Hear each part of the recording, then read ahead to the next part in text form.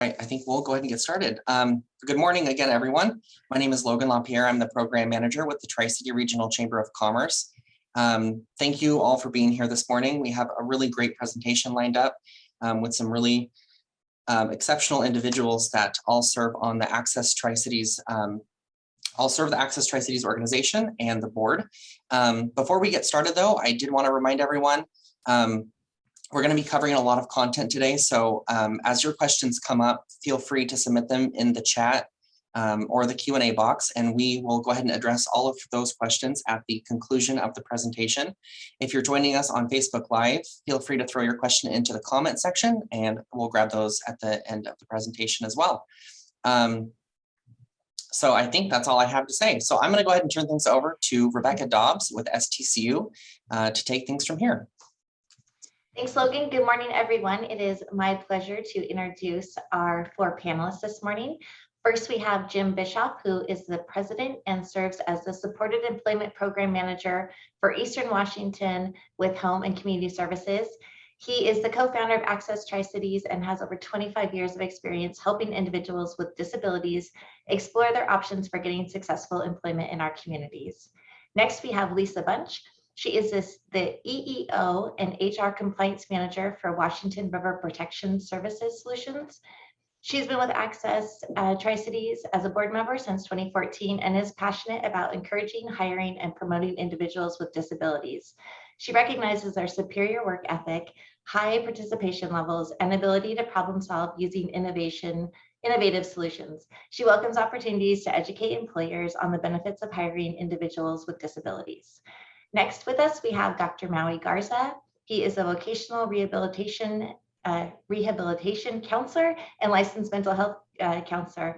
He's worked with individuals with physical and mental disabilities for over 28 years and is excited for the opportunity, along with others on the board, to educate employers, their employees, and the public in general on the benefits of hiring individuals with disabilities. And last but certainly not least, we have Cindy O'Bannon, corporate disability consultant, CAO Consulting. Cindy is a corporate disability consultant and serves on the Access Tri-Cities board, assisting employers and people with disabilities in bridging the employment gap. So welcome to all of our panelists. We are so excited for this presentation, and without further ado, I will hand it over.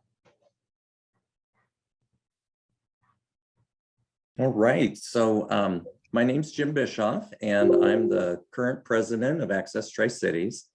Access stands for Align Companies, Communities, and Employees with Skills for Success.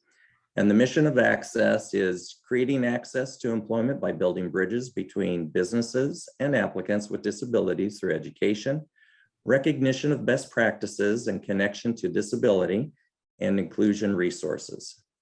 So while working at the State Public Vocational Rehabilitation Agency, the Division of Vocational Rehabilitation, DVR, Christine DeVere reached out to me from her agency, Mission Support Alliance, and she was their HR Principal EEO Diversity Manager. And this happened back March 26th of 2014. A month later, I attended the SHRM seminar on April 22nd in 2014, and a meeting followed that with John Evans, who at that time was DVR's Business Relations Manager. And he was also the keynote speaker that day. And that sparked the planning of our first Access event in the Tri-Cities, which occurred later in that fall, October 28th of 2014. John had previously created Access and this concept over in Seattle in the late 80s, and that Access actually continued for over 15 years. Our Access, we became a 501c3 nonprofit the summer of 2017. The paperwork submitted in 17, but finalized in 18. And you know what is so cool is out of our 9 current board members, 6 of those 9 are the original committee members that helped create Access almost 8 years ago. So our event has evolved into a full day event. Pre-COVID, we had it at the Hapo Center, and the event would start out with a really nice plated buffet breakfast, followed by a keynote speaker. Then, following the keynote speaker, we would recognize anywhere from 4 to 8 local employers who are leading the way in hiring individuals with disabilities with a very nice plaque. And actually, we just ate last week at Texas Roadhouse and saw our plaque hanging there. Following our award ceremony, we'd have networking opportunities, and that would lead into 2 different training opportunities from experts within their field. Then in the afternoon, following lunch, we would have a job fair for high school students with disabilities on IEPs, individualized education plans, and then for job seekers with disabilities. Some job seekers actually would get an interview and a job right on the spot of our event, which was super cool. Previous speakers that we've had at our events have been Kevin Lakey, James Emmett with James Emmett and Company, Derek Shields, a consultant with EARN, the Employer Assistance and Resource Network on Disability Inclusion, Deb Russell with Deb Russell Inc., Ann Hirsch, she's co-director with the Job Accommodation Network, JAN, which is a great resource to all of us, Mel Toy with the Northwest ADA, Americans with Disability Act Center, Tina Williams with the U.S. Department of Labor, Office of Federal Contract Compliance Programs, OFCCP, and then Michael Murray of GT Independence. COVID has prevented us from an in-person event, and we've been adjusting as a nonprofit, looking at ways to recreate ourselves to meet the current conditions. Currently, we're in the works of exploring and utilizing this virtual learning platform. And we have some amazing trainers being explored. So keep an eye out for us on our website and our Facebook page. So thank you. Next.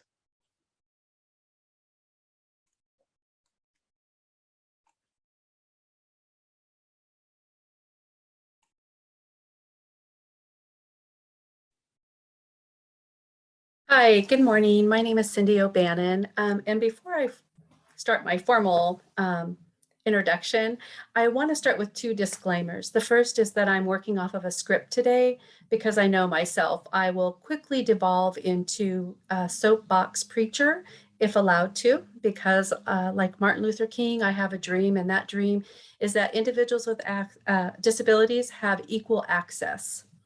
The other disclaimer is that I believe that hiring individuals with disabilities is easy. And this is based off my experience of working with countless employers from around the world, like the farm manager from Australia, who during a training had an aha moment and realized that he could tap into this underutilized population of people if he just created access within his business. Or the father from Sweden who shared that against the advice of experts, he decided to start a business that leveraged the skills of individuals with autism. And he's experienced great success by creating that access for this very unique skill set. The thing that I've learned from employers, from working directly with employers embedded in companies as a disability consultant. And what they've taught me, that disability hiring is easy. It's really a matter of addressing our belief systems about ability.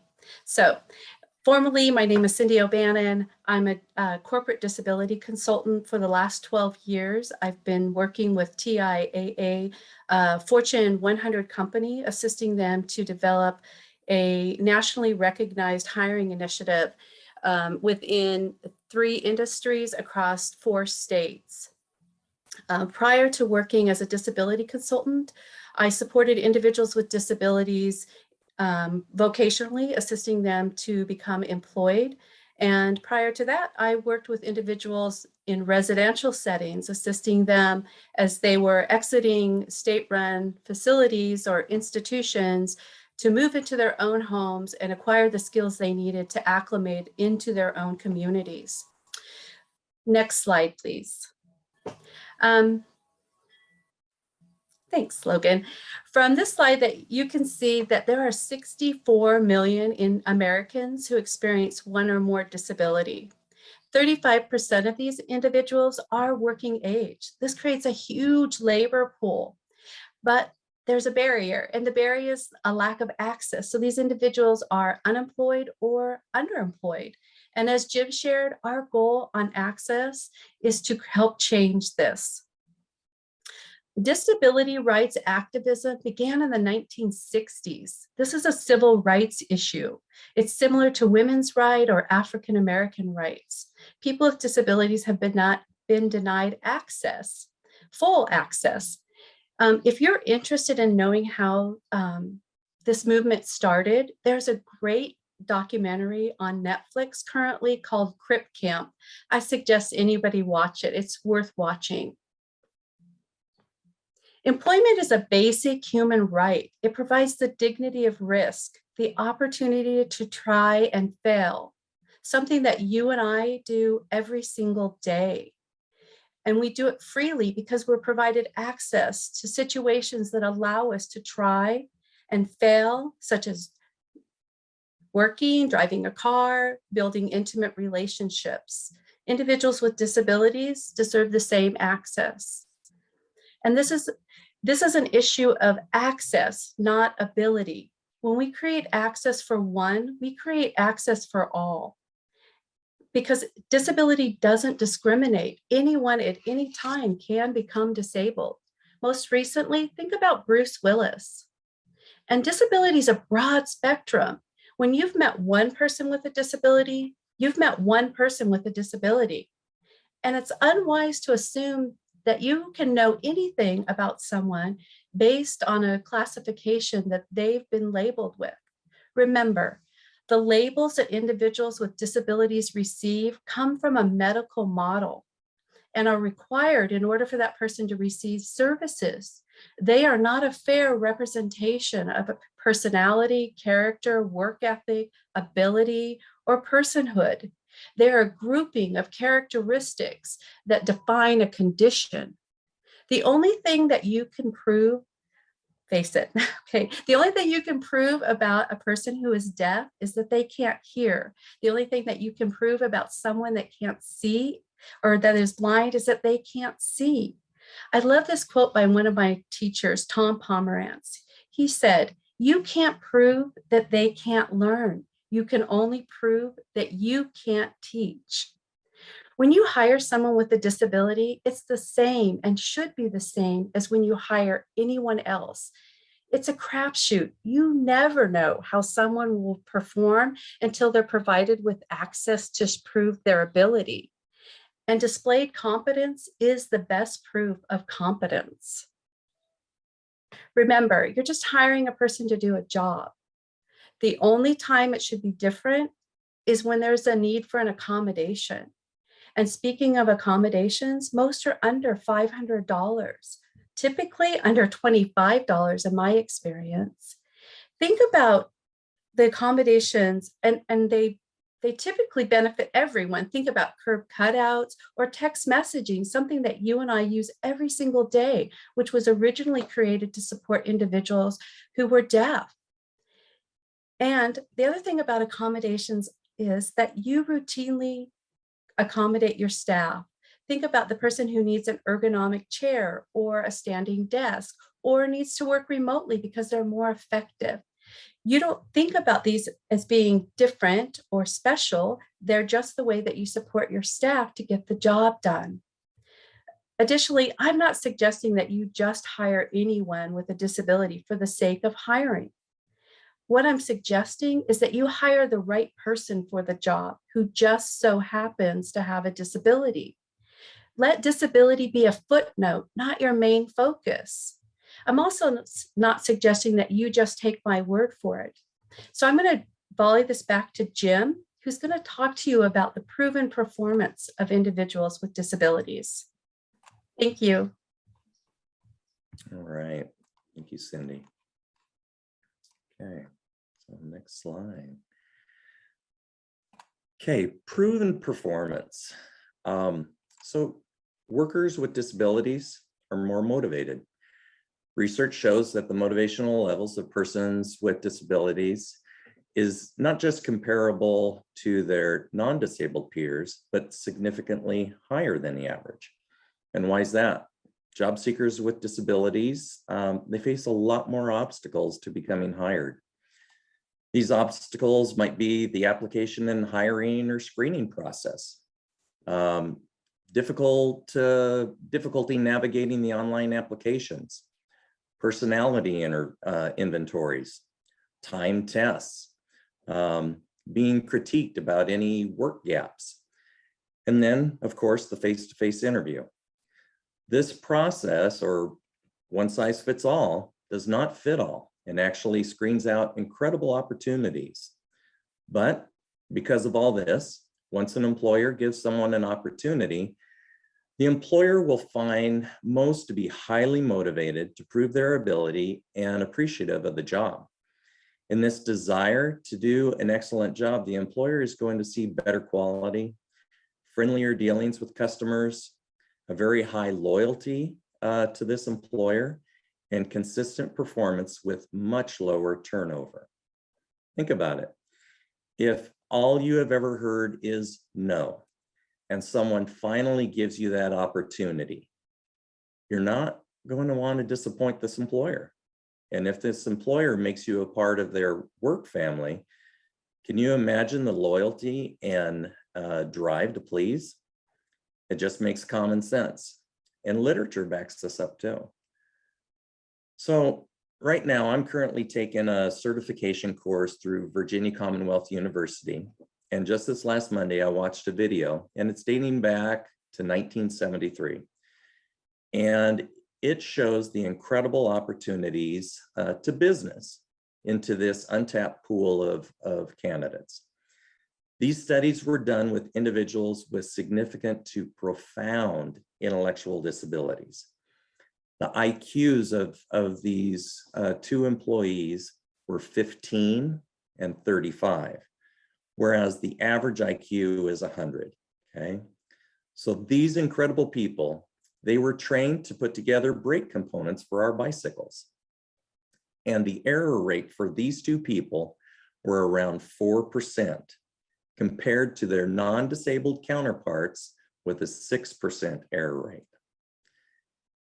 Another key aspect of human resources management is employee satisfaction. A broad body of research suggests high job satisfaction in people with disabilities. And this is in Kochman and Weber 2018, which generally leads to lower employee turnover and higher return on investments in training and development. Employees with disabilities work harder, are more productive, more loyal, and show lower absenteeism rates. This is shown in Hernandez and al. In 2008. For example, a participant in a study about employers' perceptions of their disabled workforce reported, work continued to play a vital role in their lives, as it is perceived to be a source of identity while providing feelings of normality, socialization, and financial support.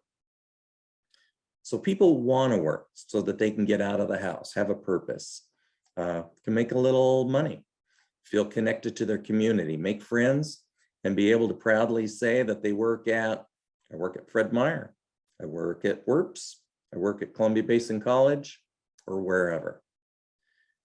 Workers with disabilities are as safe or safer than their non-disabled coworkers. And I'll just share, my son has some disabilities. I'm a farm kid, so I enjoy working on things, and he's always right there by my side. What I've noticed with my own son is, even though through some of his academic levels are low, which are frustrating for me, that once he's shown or told something, he doesn't forget it. Me, I'm always in a hurry, I'm easily distracted, and I forget things. But my son, and here's just one example. Before we leave with the trailer, he's already performed that oh so important pre-takeoff checklist of making sure that the roof vents are closed, lifting up the stabilizer jacks, removing the wheel chocks, securing the hitch receiver, attaching the safety chains, ensuring the trailer light pigtails plugged into the pickup. He even likes to perform a light check, make sure the left blinker, right blinker, brake lights work. This is just one example of many. I personally have come to appreciate his attention to detail because my errors usually end up in costing me money. So thank you. Next slide.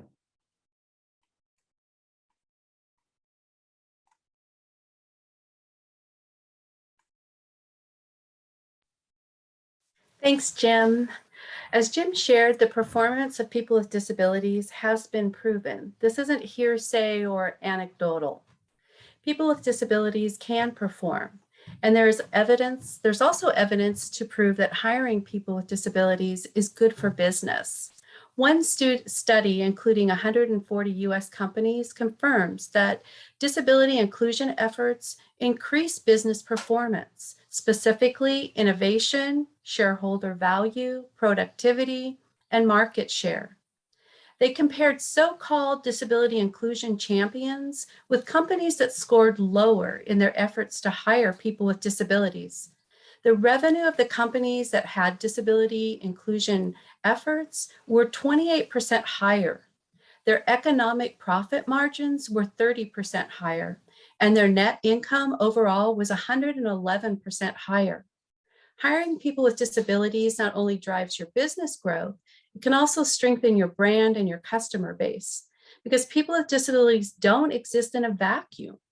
They have friends and families and networks of support, with each one of these individuals potentially becoming a marketing or revenue windfall if they deem your company worth their praise, loyalty, and money. And speaking of money, people with disabilities hold $21 billion in discretionary money.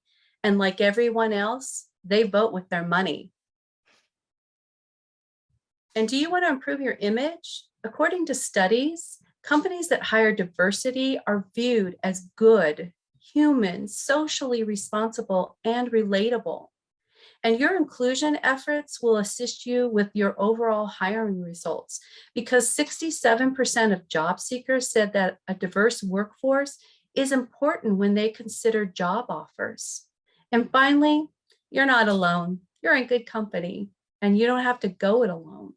There are a number of companies that have already blazed the trail: Walgreens, Pepsi, Microsoft, AMC Theaters, Office Depot Max, Caterpillar, and many others. Some you will probably never hear of. Small mom and pop shops in rural areas that decided to improve their hiring results by hiring people with disabilities. And there are tons of resources, including us, that are available to you, most of them at no cost, to help your company become disability inclusion champions. There are also financial incentives for hiring individuals with disabilities. And I'm going to introduce you to Dr. Maui Garza, who is going to explain those benefits. Next slide, please.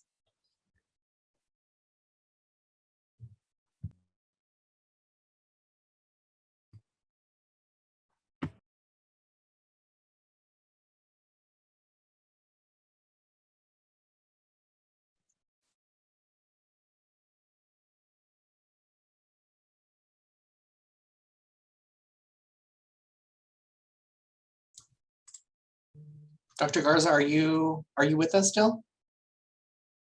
Muted. There we go. Sorry about that. Oh, and I finished my whole presentation. Sorry about that. No worries. It is a pleasure to be here with you. And I really appreciate this opportunity to spend this time talking about the financial incentives for hiring individuals with disabilities. Again, my name is Dr. Maui Garza, and I've been a vocational rehabilitation counselor for over 28 years, working with individuals that have mainly sustained on-the-job injuries. But in that role, I've also worked with individuals that were born with some type of disability, whether it be intellectual or physical disability. And I'm also a mental health provider, and I've worked with individuals, adults and children with various intellectual and emotional and psychological conditions. And so I really appreciate this opportunity to talk about the financial incentives for hiring individuals with disabilities. Cindy had mentioned national corporations that have benefited from hiring individuals with disabilities. I also want to add that we have lots of local employers, big companies and small companies here locally that have done that. The services, next slide.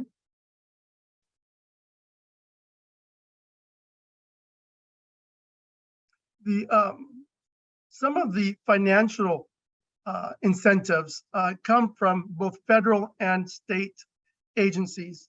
When we look at our state agencies, two of the ones that I'm really familiar with are the Department of Labor and Industries and the Department of Vocational Rehabilitation. When you hire an employee, whether you're a large employee or a small employee, you have Labor and Industries coverage for your employees. And with the Department of Labor and Industries, their primary focus is helping individuals stay on the job or return to work. And one of the programs that the department offers is called the Preferred Worker Program. And I'll be discussing that in more detail in just a little bit. The important thing to know with the Preferred Worker Program through the Department of Labor and Industries is that is beneficial for both employees that you already have working for you that might be injured on the job while employed for you, but also for new hires that you're hiring that have had previous injuries on the job. The other department, state agency that we have is the Division of Vocational Rehabilitation. And the Department of, we call it DVR, helps individuals with disabilities obtain and apply for occupations, but it also helps employers with providing incentives for hiring them or even just giving them an opportunity.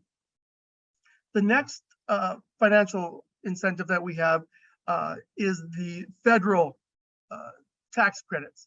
The federal tax credit has several different programs. One that we've worked with the most and that I'm really familiar with is the Work Opportunity Tax Credit. And that's an incentive for employers to hire and give individuals with disabilities an opportunity to become employed with that employer. Next slide. So when we talk about the Preferred Worker Program, what we look at is, again, this can be for an individual that is already employed for you, that has sustained an on-the-job injury, or if it's somebody that you're considering hiring or has approached you for hiring, it's a program that helps with incentives for hiring that individual. The Preferred Worker Program has multiple incentives. The first is, and probably the most significant one, is it eliminates the L&I premium on that employee for 3 years, up to 3 years within the program. So for example, if you hire a new individual with a disability under that Preferred Worker Program, you have up to 3 years as employer of waiver of the premiums. And if that individual is injured in any way, your performance risk factor is not affected. It also offers other incentives, financial incentives, again, either for an employee already working for you or for a new hire. And some of those incentives are salary reimbursement, modification, covering modification costs. As Cindy had indicated earlier, we can modify a job site. I have multiple times used this benefit with employers where we modify an individual's employment site or job task with a machine. And the best example that I can think about right now is I've had an individual that sustained a left arm amputation. And he was working as a gardener or the landscaper for this big company. And so using the Preferred Worker Program, we were able to buy various tools to assist him in performing his job tasks. And those were all covered by the Department of Labor and Industries. So those modifications were done at no cost to the employer or the injured worker. And there's a various other benefits we can look at for those modifications that we just need to be creative. What is it that we need to do to help this individual obtain and perform that position? The other thing is that the Preferred Worker Program offers salary reimbursement. If you are hiring an individual or they were injured on your job and you provide them with a modified job, there's ways that the department, or incentives that the department offers to help with the wages of that individual. So there's several things that we do that we can look at for as incentives for hiring individuals with disabilities. And when we talk about disabilities, some of those aren't as obvious. You know, yes, if somebody comes in with an obvious physical disability, but other disabilities can include limitations in how much they can lift, or limitations in how much repetitive movement they can perform with their upper extremities, or how long they can stand. So when you have considerations for an individual, you know, let's think outside the box. It's not just those obvious visual limitations, but other things that we can work with as far as making accommodations and finding those financial incentives for keeping them or offering them employment. The benefits beyond the financial is that it really helps with the staff morale and improved productivity. If you have an individual that is injured while employed for you, and you decide to keep them employed and work with them and the Department of Labor and Industries, is a big motivation boost. It lets them know that there's trust within the company, there's a commitment to the employees, and that is seen by all the workers within the company.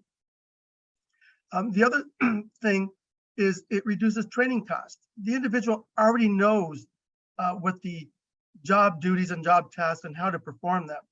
And if you allow that individual to stay on the job with accommodation, it allows you to keep that person without having to retrain them. The other program with the Department of Labor and Industries that we have that again falls under the Preferred Worker Program is actually on-the-job retraining. Many times we have individuals that just cannot return to work with the employer of injury or at their job of injury, and they qualify for retraining benefits.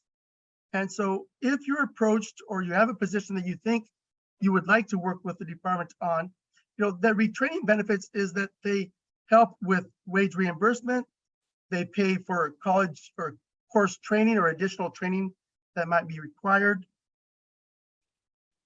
They have a vocational counselor working with them to help smooth the transition and help with any questions or concerns. And then you also qualify for the added the Preferred Worker Program, where they have the protection against premiums and risk factors. And it also, there's a great possibility of just reducing your overall training costs because the department will aid in those expenditures. Next slide. Other agencies that we have, again, is, and I missed my slide with the DVR. The Department of Vocational Rehab, the benefits that they offer are also significant financial incentives. First, again, they also can offer reimbursement of partial wages. They can provide job coaching services. So if you have an individual with disabilities and you want to say, hey, you know what, I want to give this an opportunity, the Department of Vocational Rehabilitation can provide job coaching services so that they help interact with the employee, interact with the employer, and ensure a smooth transition into those benefits. The Department of Vocational Rehab also has funds for training, whether it be on the job or formal college coursework. They have assistance available for purchasing of tools or for modifications needed in the work site. So there's a variety of benefits, financial incentives through those two agencies in regards to facilitating the hiring of or giving the opportunity of somebody with a disability. We also have other agencies. Another one that comes to mind, and I put on that slide, is Goodwill of Columbia Basin. Goodwill is a great resource for employers to look at hiring individuals with disabilities.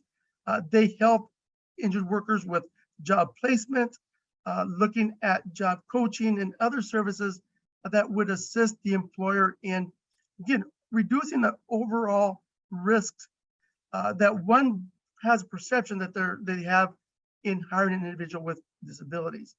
And when we look at these financial incentives, it really starts with the employer thinking outside the box and removing some of those beliefs that we have about hiring individuals with disabilities. There's always a fear when we hire an individual with disability that there'll be a high turnover, or their job they won't do their job as well, or you'll have to spend extra time supervising them or making sure they get the job done right.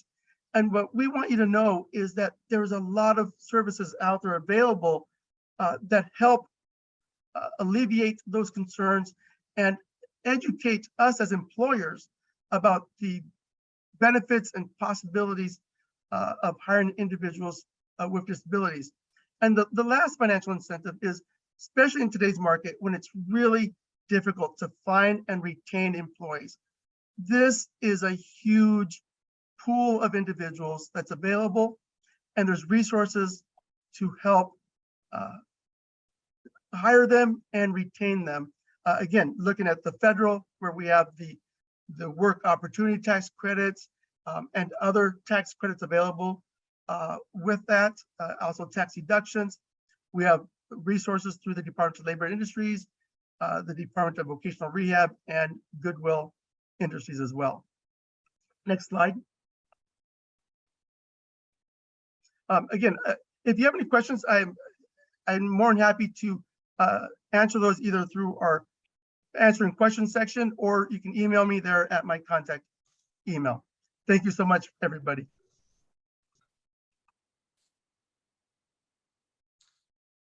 Hi, my name is Lisa Bunch, and I've been on the board since 2014. Wanted to visit with you about hiring as an employer, individuals with disabilities. So early in my career, I was working north of Bellingham, and at this facility, it was seasonal. And so we had a lot of general labor type positions that were open periodically. And it was interesting because it was in the summertime. And again, we would work through December, and we found that the company announced that we would be closing. And so it was difficult to try and find employees that would be willing to come to work for a company that wasn't going to be around much longer. So I couldn't find employees to fill these positions. Actually, I couldn't find applicants. You want to go to the next slide? So here was my perspective on hiring individuals with disabilities. They can't physically or mentally perform the job. What would others think? The manager and employee who maybe not be able to do the work. So this was my perspective, which was a pretty closed mind about people who have a disability. And I think in a lot of cases in a work environment, we have this is the first response. They can't do the job. And the reasons go on and on. So next slide. So I decided to hire an individual who had a disability because I had no employees.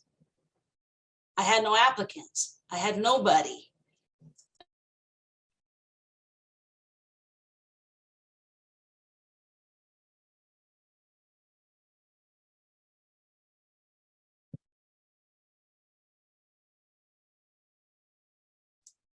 Employees, and I thought, Lisa, are you there?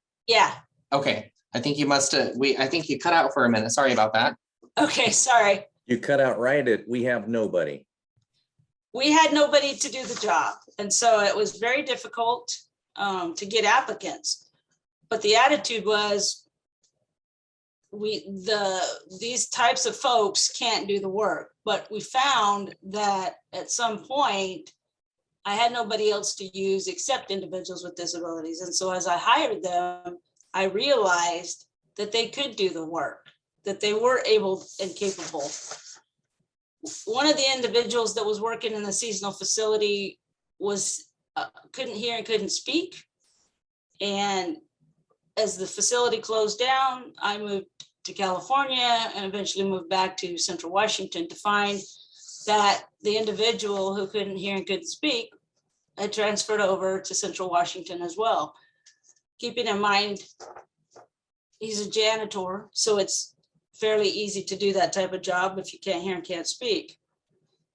So he became a full-time janitor, but he came to me one day and he said, well, I would like to do the outside grounds. Actually, he wrote me a note, said, I would like to do outside grounds, groundkeeping. And I said, well, I don't think so, but we'll give you a try. So he did the outside grounds, and it was interesting because you would have thought it was a manicured golf course. He did so well. A lot of the customers came in thinking that it was such a beautiful landscape, and it was just amazing. So then he comes to me and he says, well, I want to be on this committee. And it was a committee where there was about 20 employees. We were doing position descriptions, a lot of communication. And my first response was, no, I don't think so. But before I said that, I asked him how this might work with him being on the committee. And his response was, you're going to type. And so I typed. And when he had questions, he would write his question down. I would ask the committee. The committee would respond with an answer, and I'd type the answer. And so it really wasn't, there wasn't that much of an accommodation for this individual who couldn't hear and couldn't speak.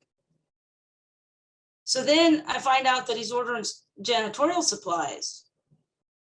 Then I find out he's training the seasonal janitors. So we eventually post a sanitation lead position.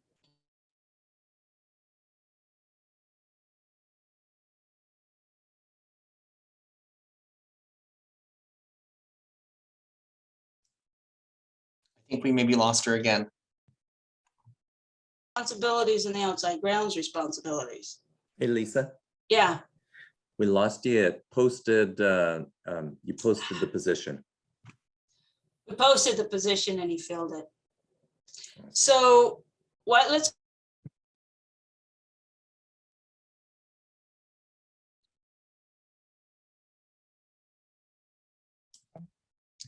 Lisa, did you maybe want to try and call in? can we go to the next slide? Let's see. There we go. Quick story on Richie Parker. He was an intern for Hendrick Motorsports, mechanical engineer with no arms. And Hendricks decided to hire him as an intern. Eventually found that he would be a great engineer, man, and a vehicle design engineer. And if you're interested in finding out some history about Hendricks Motorsports, it's interesting because they've won the NASCAR Cup Series Drivers Championship several times, as Richie Parker is the engineering manager. I'm gonna go to the next slide.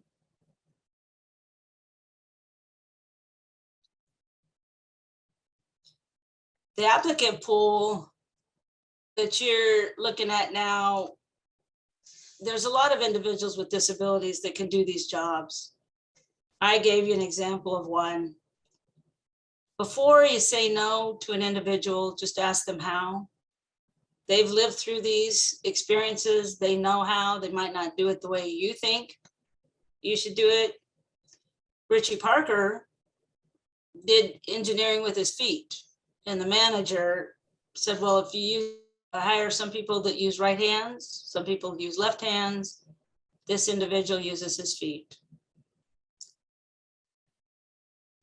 So ask them how. Develop an internal resource group is another opportunity where you can go in and have a resource available. There's a lot of employees that you already have employed that have a disability that you just don't see. That's a positive for the employees. And when you do hire individuals with disabilities, it's an established support group. And periodically post job openings. There's a lot of disabled organizations that will take your job postings. Next. Again, my name is Lisa Bunch. I'm with Washington River Protection Solutions. And by all means, if you have any questions, don't hesitate to ask. Next. Takeaways. There's a lot of hire for hire signs just around Tri-Cities. There's a lot of candidates that could do these jobs. Hiring individuals with disabilities is financially sound. Very seldom have I paid to accommodate an individual with disabilities. Most of the time, again, they know how to do the job and they know how to do it with their own abilities. And then Dr. Garza mentioned the cost. There's really no cost to these accommodations. It's just an opportunity for you to take advantage of them. Thank you.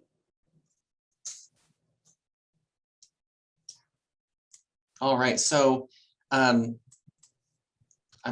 so I can see everyone, I'm gonna stop sharing my screen so that, there we go. I think we're back. There we go. So quickly, thank you, everyone. I think a great presentation tying all of this information back to your personal experiences. It was great to hear that. I do have a question, and I think this kind of came up when Dr. Garza was talking about the preferred worker program. And that is, if a business owner suspects they might have an employee who doesn't have an apparent, I believe I'm using that correctly, disability, but they think there might be a cognitive disability, how would that employer best approach that employee to inquire if that is the case, so that they can take advantage of these programs? So the best way is, once they've hired, we can ask more questions than we do at pre-hire. So if the employee's working for him, you say, look, hey, I've noticed that you might be struggling in this area. Is there something that we can do to help with your performance, but also your enjoyment of working here and helping make this a better work environment for you? So just being direct, being honest, saying, hey, we want to facilitate this relationship that we have where you're the employee, I'm the worker, and we're both benefiting from it. How do we make it best? And an employee will know if they've qualified for these services because they're explained to them through the preferred worker program services throughout the program. So just best ask. The other question is, if you have a question, call the Department of Labor and Industries. They are very helpful and willing to help employers. And that goes the same with the Department of Vocational Rehab. You're able to say, hey, I have an employee that I think has needs some assistance or has some disabilities. How can I best help them? All right, thank you. Another question regarding accommodations. Do any of you know if there are specific, or are you able to reference any grants or anything, funding that might be available to a business looking to help offset the cost of maybe a more complex accommodation they're looking to employ? Yes, and I didn't want to give the website out during my presentation because I didn't want people to go and Google and not listen. But if you look at the IRS website and Google tax benefits for businesses who have employees with disabilities, it provides you the list of benefits and the forms that you need for those benefits. So that's just one. The other is you call up the Department of Vocational Rehab and you say, hey, I have an individual that's working for me that needs this modification. What funding is available for them? And the other one is, again, if it's an employee that you already have, contact the Department of Labor and Industries. Sounds like L&I. Yeah, Logan? and IRS. Logan, I'm going to throw something in here too. And Cindy and Lisa, back me up on this, but one that is a nationally known resource to employers is JAM, the Job Accommodation Network. They are absolutely incredible. And actually, it's a resource to all of us in the field that have, worked in it 15, 20, 25 plus years. So the Job Accommodation Network, JAN, is incredible. Do you guys agree? Yes, thank you so much. Yes, and we use them for reasonable accommodation. So when you have a work-related injury, we use them for resources from that perspective as well. And it's there to support employers. That's the whole purpose of it. So They have a huge library of, you can go online and look at their website, and they have accommodations broken out based on disability. So if somebody says that they're, if you have an employee who's deaf, you can go on and click on that tab and it will take you to a list of accommodations. So they keep that warehouse of information available to employers. The other resource is EARN. And I think, Logan, in that list of resources I provided to you, both of those are contained in that document. Yes, and Cindy put together this document, and I just went ahead and shared that in the chat so everyone can download it. Just a great list of resources available for businesses. And then I'll also say last summer around this, it's not summer yet, late spring. Last year around this time, we hosted a webinar with the Northwest ADA that covered how to accommodate individuals with disabilities in the business environment. So they were a great resource as well for businesses. So definitely reach out to them with any questions or ideas or anything. But also anyone on the webinar today, once we conclude, a recording of this will be up on our Facebook page. So I would definitely invite everyone to go back and revisit anything. Again, it was a lot of great information, and all of our panelists' contact information is going to be located on that PowerPoint. So definitely reach out to them with any questions. But with that, I think we're 6 minutes early. So I think we'll go ahead and wrap up there unless anyone else has anything to add. I want to throw something in here, Logan, is one thing to consider. I'm hearing, you can go to DVR, you can go to LNI, you can go to a lot of these different places. And I know that an employer's time is important in money, okay? And all these services, I've worked for them for a long time, are confusing and sometimes frustrating too. So one thing that I think is important here is, here in the Tri-Cities area, you have a very unique resource, which is access. I've got 25 years and I know a lot of the different systems. We've got HR professionals, we've got a doctor, on our team. We've got private business consultants, so we have a great variety of resources. And if the question were to come to us, and we have our email for Access Tri-Cities, we'll bring it amongst our board, our team, and we'll make sure that we get you the answer, because it can be overwhelming. I just wanted to throw that out. And I just went ahead and grabbed Access Tri-Cities Facebook and put that in the chat as well. So I would invite everyone to go there. And then Access Tri-Cities website, I just had it pulled up. I will send that in the chat, so everyone will have that as well. But thank you everyone for being here. I really appreciate the time, and it was a great presentation, a lot of complex information that you broke down for us. So I appreciate that, and everyone for being on the webinar with us today. Again, the recording will go on Facebook, and so if you want to revisit anything, you can check it out there. But with that, I'm going to go ahead and give you back a few more minutes, and I hope everyone has a great rest of their day.